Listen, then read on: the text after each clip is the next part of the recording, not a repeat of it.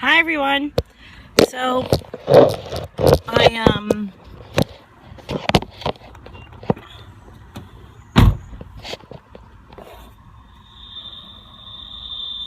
okay.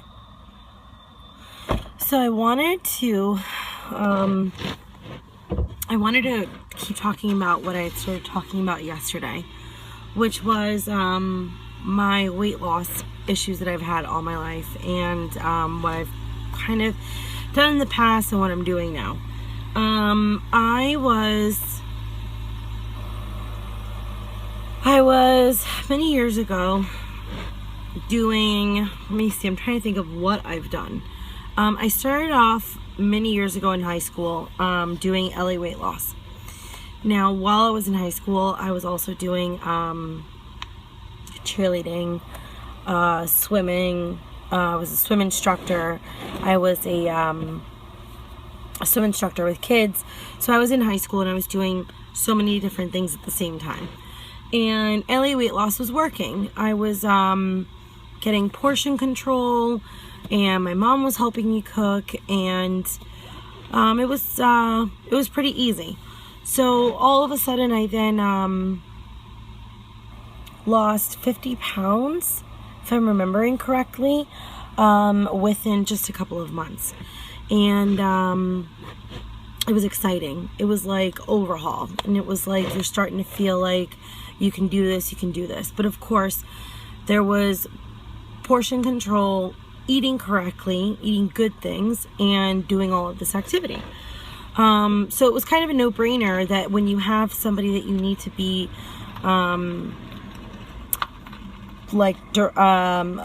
what's the word? Like being accountable to, it's a lot easier. So I was accountable to my mom, and I was accountable to my coaches. So I would go in like 2 or 3 times a week.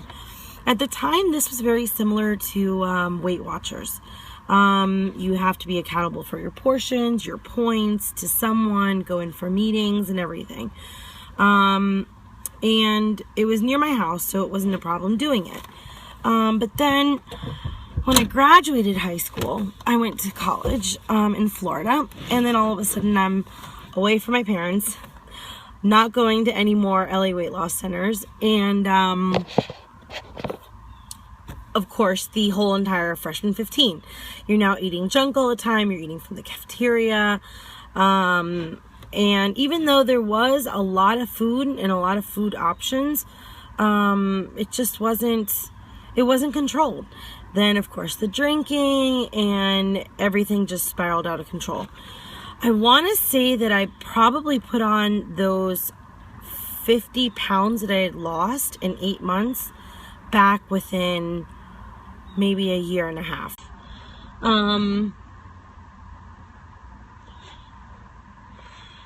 And it wasn't my proudest moment.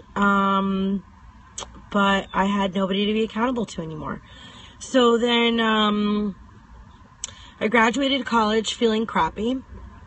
No time at all during those 4 years did I lose any of the weight again. Even though I did still continue to teach swimming and I did keep it up, I was not as active as I was in high school. So then finally, the end of college, I moved back to New Jersey, and I was then working 3 jobs at one point, but my weight was always up and down, up and down. Sometimes I would lose 5 pounds, sometimes 10 pounds, then go back up again, and it was constant like that. When I met my husband, it was great knowing that somebody thought that I was a good person and could look past what I actually physically look like. And it's been 9 years ago now since I've met him, and we've been together. And after we got married, I lost probably like 40 pounds. I really wanted to try and kick it into gear. And I was feeling better, but still not anywhere close to what I was at the end of high school when I had lost those 50 pounds. At that lowest point, I was probably around like 135, 140. But then, I mean, that was still high for somebody who was only 18. That was still high. But when I graduated college, I was probably close to 200. So I dropped about 20 to 30 pounds. I think at one point my lowest during my whole entire marriage is around 180. I started again gaining a couple of years after, and then started losing again around like 5 years ago. But ever since, probably now for about 6 or 7 years, I think it's been around 6 or 7 years, I've never been able to break out of 200 again. 5 years ago, we tried moving and going to Florida for a year. And when I was there, I lost a little bit of weight, but I could still not get under that 200. We moved back in 2011 to New Jersey, where we are now. And I guess I need to step back a little bit and also explain some health issues that came up in 2010. Around maybe like 2 years into our marriage, I really wanted to start having kids. And I couldn't, like, I just wanted to. It was just something that I wanted to do. And we were having a hard time. And I was like, this is really funny, because you would never think. You keep hearing from your parents all the time growing up, be careful. Like, it could just happen once and you can get pregnant.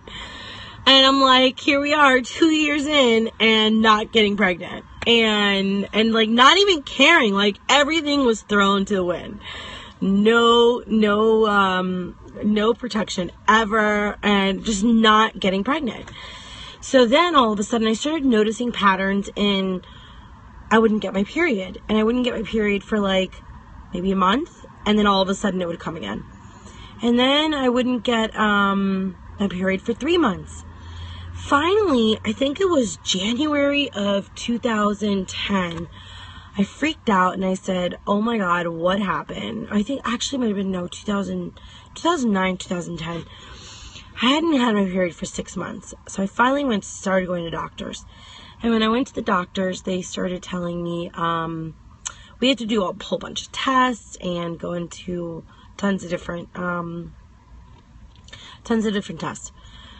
I ended up getting semi-diagnosed with PCOS, and then I ended up getting diagnosed finally with a prolactinoma. So prolactinoma is this growth, a small tumor that's non-cancerous in your head, right on your pituitary gland, and it causes an imbalance of hormones. Now, I had no idea what any of this was. I had never heard of PCOS, and I had never heard of a prolactinoma. So I was kind of like, what is this? And it was scary. Like, you hear tumor, and even though they were like, it's benign, I'm like, what is this? And it was really scary.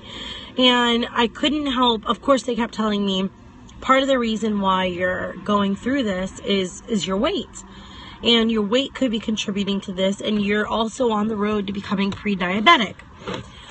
So my grandmother had passed away in 2004 when I was in college, because she was a diabetic and undiagnosed diabetic, and she had been an alcoholic.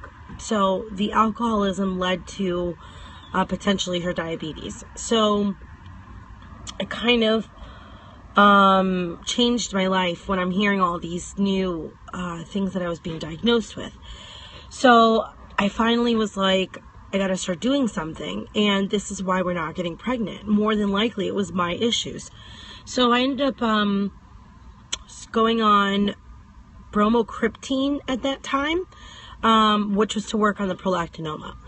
And it would work. I would get my period, and then I wouldn't. And then again, going through the same thing. So finally in 2013, I had gone almost 10 months without a period. And I think it was July, I went to the doctors and I said, I gotta either get on something different, because I was on and off the bromocriptine. It was like I couldn't I couldn't be on it the whole entire time because of issues with not having insurance properly. So I would have insurance with one job and then lose it with another and whatever. So I was not on the bromocriptine like I should be. So finally I went to this doctor and they said, no, I have not been consistent with it. I haven't been on it. But is there something different? Because the bromocriptine also made me feel sick and would also make me throw up once in a while when I took it. And they put me on cabergoline and they put me on metformin. So when I was on the cabergoline and the metformin, within a week or 2 weeks, I got my period. And then I didn't by the end of August. Or I think, end of August. I didn't get it again. So I went and took a pregnancy test because they told me you need to be taking pregnancy tests because you might get pregnant really quickly with this. So September of 2013, I found out I was pregnant. I literally threw my pregnancy test across the room. My sister-in-law was sitting on the couch. I threw it to her. I said, oh my God, what is this? I could not believe it. And it just turned pink so quickly. So I was like, holy crap, it has to be real. I called my mom. I called my husband. She was like, huh, what? And my husband was like, I don't believe it. And he made me take 4 or 5 more pregnancy tests in the next couple of weeks before I went to the doctor to confirm it. And I started feeling awful already in the pregnancy immediately. It was nonstop nausea. It was crazy. And at one point, I think it was late October, I had a little bit of spotting. And I got nervous, so I went to the doctor, and they said go in for an emergency ultrasound to just make sure that the baby is okay. I go in, and I had to go by myself because my husband couldn't come. And I go in, and I'm laying down, and they're like, oh my God, it's twins. So I was like, what? And I just immediately started bawling. I started crying. How do you explain, or this happens to a lot of people who are trying to conceive or problems with fertility. How do you explain, all of a sudden wanting something so bad and you wanted it, and all of a sudden it's not just 1, but it's 2 or 3 or 4 in some cases for some people. It's crazy. So I had already at that point when I got pregnant weighed probably around, I want to say around 210. When I went in for one of my first appointments with the doctors, I was around 218. And then they told me you don't really want to gain that much weight, even though I said, wait a minute. I said, it's going to be a twin pregnancy. Normally, women are gaining 20 to 30 pounds with one baby. You're talking twin pregnancy here. And I was like, what do you think you want me to do? She's like, no, really? She's like, you're going to see. You do not want to be gaining any weight. You've already got weight on you. You're going to see that it's going to help. It's going to already help the baby. So, the baby. So, I was amazed. I actually really didn't gain almost any weight. I think, so officially my numbers were 218, and the day that I delivered, I was 36 and a half weeks. I went in for a C-section because one of the babies had not been growing the same as the other one. And finally, they were just a little nervous with her growth, so they said to take her out. Don't even push you another week and a half. I said, thank God. At 36 and a half weeks, I was dying. I could not take it anymore. And I was crying when I went into the appointments by that time. I was like, I'm done. I can't move. I can't walk. I'm so uncomfortable. I'm still at work. What do you guys want me to do? I cannot wait until May 5th, another 2 weeks. And they were like, well, we're going to talk to the doctor. And the next day, the next day morning, they called me and they were like, just go tomorrow morning. And we've already scheduled your C-section for you for tomorrow morning. So I was like, okay, it's finally happening. My official numbers that day were 242 pounds. So technically, even though they didn't want me to gain, I did end up gaining towards the end. And it was amazing. Literally 3 days later, I dropped 20 pounds already. I mean, imagine two babies, two placentas, and all that water and all that liquid and everything. It was bound to happen. So I was down immediately like 20 pounds within 3 days. Then within a month, I lost the rest of it. I was down to 210. So I was even down, but like what I had originally weighed back in July, August of 2013, the 210, I was like, oh my God, that's it. I really did not technically gain weight with my pregnancy. And then within a couple of months, it started all coming back on. I finally was ready to give up this summer. I was desperate for something, and I had seen my friend posting these posts about how people were transforming their lives, losing weight, and I needed to know what the hell they were doing, because these transformations were unbelievable. They were unreal. I could not see these pictures. It was just so exciting. And I said, what are they doing? And they were doing isagenix. So, isagenix. I said, oh my God, what is isagenix? And I really wanted to start looking into it, seeing what it was. And I told her, I said, how does this work? How are people doing it? I want to get on it. And she said, okay. She explained the program to me. And she told me, she's like, it could change your life. She's like, it could completely change your life, because you're going to be cleansing and detoxing. And she explained to me how it works. So I'm still learning, because I did end up doing it, and I did end up starting it in September. You're removing visceral fat. So the visceral fat is the one that's around your waist and your lower and middle portions. And that's the fat that's the most dangerous. That's the fat that's near the organs, near the heart.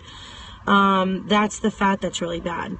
So this, compared to a heart-healthy diet, removes 40% more visceral fat loss doing isagenix. Now, isagenix has a lot of different programs that people could use depending on what their needs are.